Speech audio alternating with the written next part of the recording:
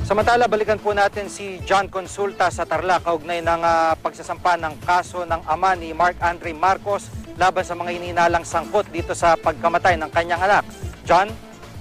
Yes, Jiggy, matapos nga panumpaan ng ama ni Mark Andre si Engineer Mark Ferdy Marcos ang complaint affidavit kay Tarlac City Prosecutor Hermo Manglikmot, itinurn over ang nasabing dokumento sa mga opisyal ng Tarlac Police at agad idiniretso sa Dasmariñas Prosecutor's Office para maihahin.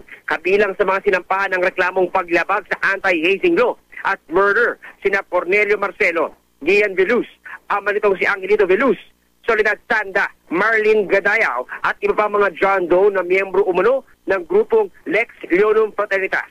Sinisiga pa ng GMA News na kunin ang reaksyon ng mga inireklamo.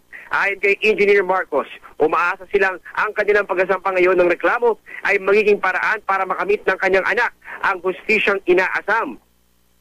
Nang tanongin Jiggy sa kanyang reaksyon sa pagdidistansya ng mga alumni ng Lex Leonum sa pagkamatay ni Mark Andre, tumugon itong hayaan na lang na ebidensya ang magpakita kung may kinalaman nga ba sila o wala. Nagpasalamat naman si Engineer Marcos sa lahat ng tumutulong sa kanilang pamilya sa pamamagitan ng pagbibigyan ng impormasyon at umaasa sila na magkakaroon din ng katarungan ang pagkamatay ng kanyang anak sa takdang panahon. At yan muna ang latest mula pa rin dito sa Ramos Tarlac. Balik sa'yo, Jiggy. Maraming salamat, John Consulta.